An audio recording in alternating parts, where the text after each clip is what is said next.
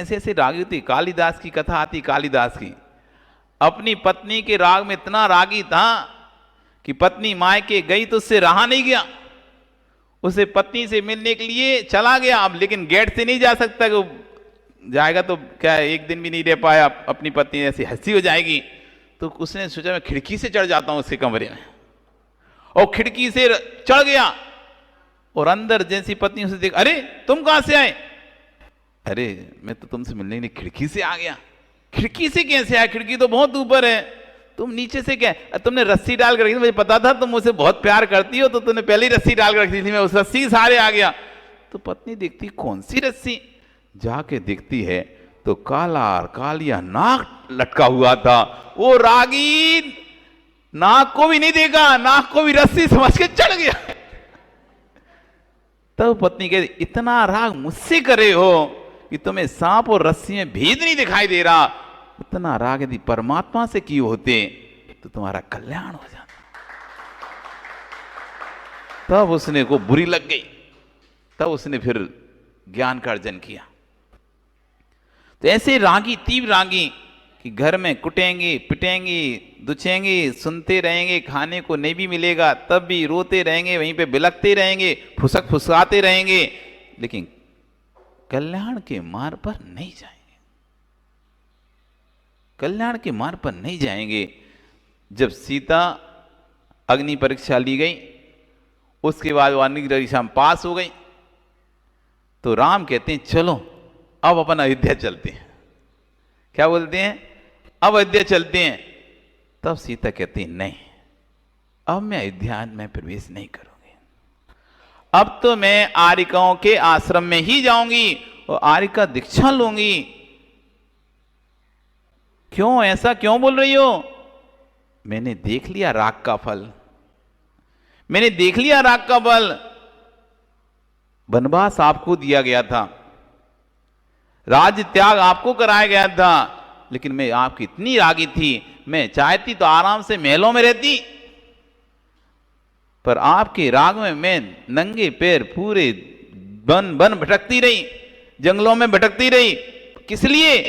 आप मेरे पति हैं, आपके राग में आपके चार साथ पीछे पीछे भटकती रही। उस समय चाहती तो मैं तो आराम से अपने पिता के घर में रहती, महलों में रहती, मुझे कौन बदमाश चलाता, और मुझे तो रोका भी गया था तुम्हें नहीं जाना, लेकिन फिर भी मैं आपके राग में इतनी रागी थी कि आपके साथ निकल गई। जब रावण ने मुझे अपहरण किया तो मैं वहां पर बैठे बैठे भी, उसके उद्यान में बैठे बैठे भी आपका ही स्मरण करती थी। यदि उस समय मैं भगवान के स्मरण करती इतने समय, तो शायद आज मुझे ये दिन नहीं देखना पड़ता। यदि मैं अपने मायके रहती, घर में रहती, तो आपके साथ जंगल नहीं जाती, तो मुझे रावण हरण नहीं करता, और रावण हरण नहीं करता तो मुझे आज परीक्षा नहीं देनी पड़ती। रावण ने हरण कर लिया तो उससे भी यदि मैं अपने संयम धारण कर लेती, आर्य का श्राविका व्रत धारण कर लेती और भगवान के स्मरण करती, उस दिन तो भी मुझे ये दिन नहीं देखना पड़ता। पर मैं आपके राग में बैठ रही कि राम आएंगे, राम आएंगे, आएंगे, मुझे लेके जाएंगे, फिर से हम वापस अयोध्या में रहेंगे। उस राग में बैठ रही, मैंने भगवान का स्मरण नहीं, तुम्हारा ही स्मरण किया हर समय। उसके बाद तुमने मुझे जंगल में भेज दिया। तुम चाहते तो मुझे किसी आर्यिका के उपाश्रम में भेज सकते थे, लेकिन तुमने मुझे मरने के लिए जंगल में भेज दिया। तब भी मैं इतनी रागी कि कोई बात नहीं, संतान हो जाएगी उसके बाद तो तुम मुझे अपना ही लोगे, संतान हो जाएगी उसके बाद तो मुझे जब पता चलेगा तो मुझे अपना लोगे। पर अभी भी तुमने मेरी परीक्षा ली, जबकि तुम्हें पता है कि ऐसे वीर पुत्र तुम्हारे अलावा किसी के हो नहीं सकते, कि जिन पुत्रों के कारण तुम्हें शंका पैदा हो गई कि नए नारायण और बलभद्र तो पैदा नहीं हो गए, क्योंकि ना राम उसका कुछ बिगाड़ पा रहे हैं, ना लक्ष्मण उन बच्चों को कुछ बिगाड़ पा रहे हैं। यहां तक कि लक्ष्मण ने अपना चक्र भी छोड़ दिया, तब भी उनका कुछ नहीं बिगाड़ पाया, परिक्रमा देके वापस आ गया। ऐसे वीर पुत्र आपके अलावा किसी, तब भी आपने फिर से अग्नि परीक्षा ली। अब नहीं फंसना, बस बहुत राग कर लिया, अब मैं आपके राग का त्याग करती हूं, अब तो मैं आर्यिकाओं के संग में जाकर दीक्षा ही धारण करूंगी। दीक्षा धारण कर लेती है। पर राम इतना रागी था उसका, राम इतना रागी था कि जैसे उसे कहा मैं दीक्षा धारण करूंगी और अपने केस उठाकर फेंके तो राम तो भय मूर्छित हो गए, गिर पड़े और ये दीक्षा ले ली। और जब सचेत हुए तो तलवार निकालकर, किसने मेरी पत्नी को दीक्षा दी, आज मैं उसका शरीर अलग कर दूंगा। वो पहुंचते हैं, लेकिन समूह क्षण में बैठी सीता को देखकर उनका गुस्सा अपने आप ठंडा हो जाता है, नमस्कार करने लगते हैं। कितना रागी थे राम सीता के लिए। फिर बाद में जब उन्होंने दीक्षा ले ली, इधर सीता प्रतीन्द्र बन गई। ऐसे बैरागी हुए कि वो सीता का दी प्रतीन्द्र वो नीचे आकर उनके ध्यान को भग्न करना चाह रहा है। राम के, लो मैं सीता तुम्हारी, तुम मुझे चाहते थे ना, लो मैं तुम्हारे पास वापिस आ गई, अपन अब दोनों अयोध्या में शांति से रहेंगे, चलो। लेकिन राम को अब डिगा नहीं पा रहे, बैराग आया तो अब डिगा नहीं पा रहे। राग था तो राम मूर्छित हो रहे थे। रत्तो बंदती कंबो मुंचो जीवो विराग संपत्तो। तो आचार्य भगवान आज यही कह रहे हैं, चौगति संसार गमन कारण भूदाणी दुख हे दूणी ताणी अवे भैरप्पा वस्तु स्वरूपाणी भावाणी। बहिरात्म जीव के ही वस्तु स्वरूप भावाणी, वस्तु स्वरूप संबंधी जो भाव हैं वे सब चौगति संसार कारण भूदाणी, वे चार गति रूप संसार परिवर्ण के कारण हैं और दुख हेतुणी, दुख के कारण है। जो भी बहिरात्म वस्तुएं, अपने आत्मरस से भिन्न जो भी वस्तुएं, वो सब बहिर हैं। उन पर जो भी महत्व दृष्टि है बहिरात दृष्टि है, और जब तक उन पर दृष्टि चलेगी तब तक आप दुख से बच नहीं पाओगे। दुख से बचना है तो धीरे धीरे, एक साथ नहीं छूटेगी, धीरे धीरे राग को कम करना पड़ेगा, धीरे धीरे मौत को कम करना पड़ेगा। और जैसे जैसे राग घटेगा, ममत घटेगा, वैसे वैसे दुख बिल्कुल कम होता जाएगा। आपके घर में इतना अडाला गडाला पड़ा रहता है, कबाड़ा पड़ा रहता है, आप जान जान के अपने पुराने मकान का या पुराना निकला हुआ सामान ऊपर पटके रहते हो, सड़ता रहता है, जीभ पड़ते रहते हैं, खराब होता रहता है, लेकिन आप राग के बस उसको पड़े रहते हो। और जब भैया आप बेच तो उसकी फिर आपको बार बार उठाना पड़ना, हर दीवाली पे उठा के इधर से रखो, इधर से फिर उठा के उधर रखो, बड़ी टेंशन होती है आपको सफाई करने की, दुख होता है।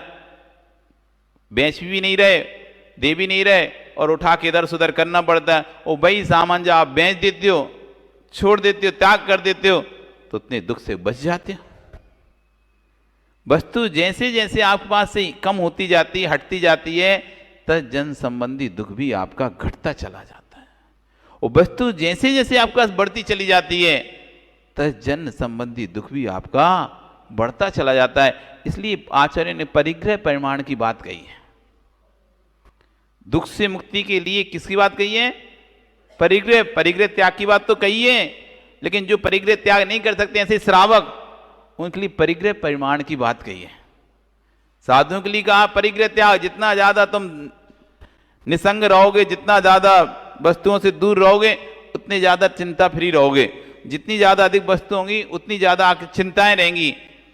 श्रावक से कह रहे हैं पूर्ण तो त्याग नहीं कर पा रहे, लेकिन परिग्रह का परिमाण भी कर लो, तब भी तुम दुख से मुक्त हो जाओगे। परिग्रह परिमाण नहीं हमारा, इसलिए हमारा दुख है। नई साड़ी नहीं है, दुख है। क्यों? क्योंकि आपका परिग्रह का परिमाण नहीं है। नई साड़ी खरीदने का भाव बना रहता है, कोई भी अच्छी चीज बाजार जाते समय रास्ता में दिख जाए, अब ये खरीदना है हमको, ये खरीदना है, तो परिग्रह का परिमाण नहीं है। और वही यदि आपका परिग्रह का परिमाण होता कि मैं 50 साड़ी से अधिक नहीं रखूंगी, अब कितनी भी दिखती रहे साड़ी, आपको दुख नहीं हो रहा, क्योंकि मेरा तो सीमा है। जहां आपने राग की सीमा करी, वहां दुख की भी सीमा हो जाती है। और जहां राग असीम है, वहां दुख भी असीम है। इसलिए आचार्य कह रहे हैं राग हटाओ, कष्ट मिटाओ। क्या कह रहे हैं? राग हटाओ, कष्ट मिटाओ। यदि आपको अपने कष्ट मिटाना है, आपको यदि वास्तव में सुखी होना चाहते, हर व्यक्ति महाराज जी बहुत कष्ट है, दुख है, कुछ ऐसा उपाय बताओ जिससे कष्ट मिट जाए, दुख मिट जाए। तो सबको एक ही उपाय है, एक ही मंत्र है, राग हटाओ, कष्ट मिटाओ। जिस वस्तु से आपको दुख हो रहा है, बेटे से दुख हो रहा है, बेटे से राग हटा दो, छोड़ दो, आपको दुख खत्म हो जाएगा। वस्तु से दुख हो रहा है, जिस वस्तु से कष्ट हो रहा है, उस वस्तु को छोड़ दो, आपका दुख खत्म हो जाएगा। जिस स्थान से आपको कष्ट हो रहा है, उस स्थान को छोड़ दो, उस स्थान से कष्ट आना बंद हो जाएगा।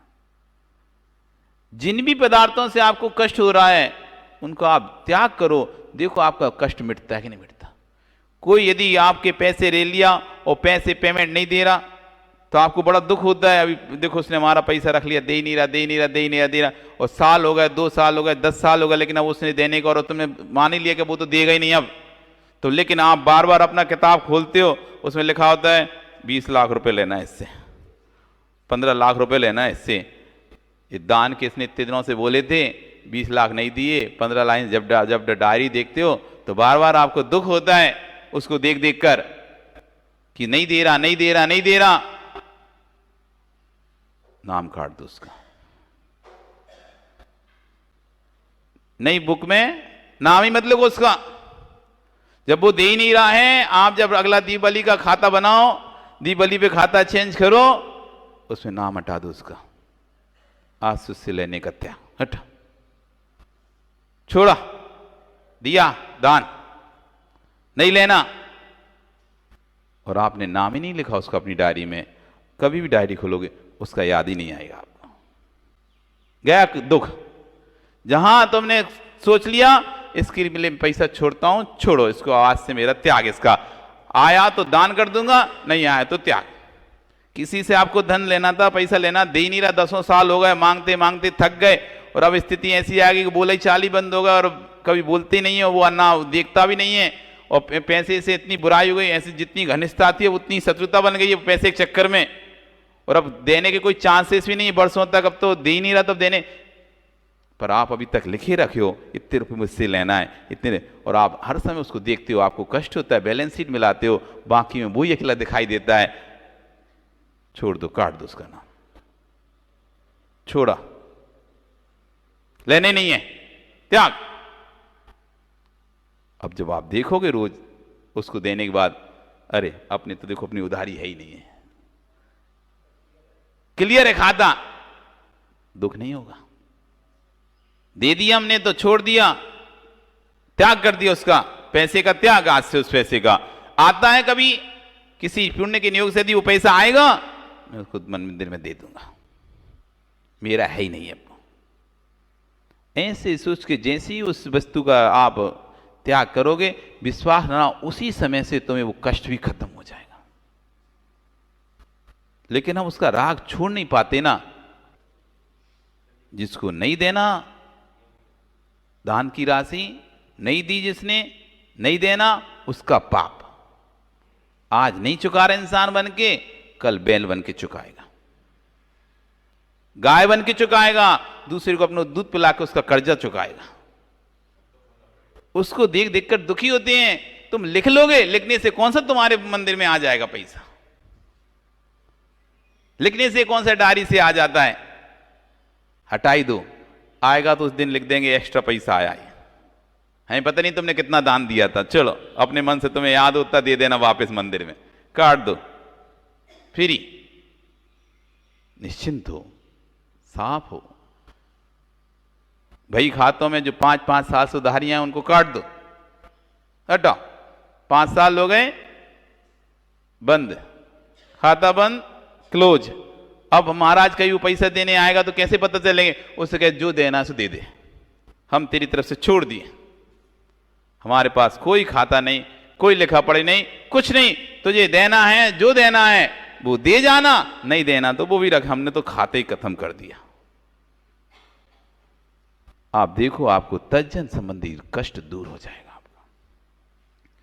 जो आप हर साल देख देख कर, बाकी देख देख कर दुखी हो रहे हो, बाकी देख देख कर दुखी हो रहे, इतना बाकी है, इतना लेना, मेरा इतना पैसा डूब गया, मेरा इतना पैसा डूब गया। बार बार आपको दिखाई देता है सामने, वैसे याद नहीं रहा, लेकिन साल में जब हिसाब निकालते हो तब फिर वैसे दुख नहीं हो रहा आपको, क्योंकि आप देखने टाइम नहीं मिल रहा। जब निकालते हो फिर बाकी दिखाई देता है, मेरा इतना पैसा डूबा है, मेरा उड़ा दिया आपने, हटा दिया। ऐसी घर में कोई भी सामग्री वस्तु है, बार बार देखते हो ये उस सामग्री को हटा दो, ना होगी सामग्री, ना होगा दुख।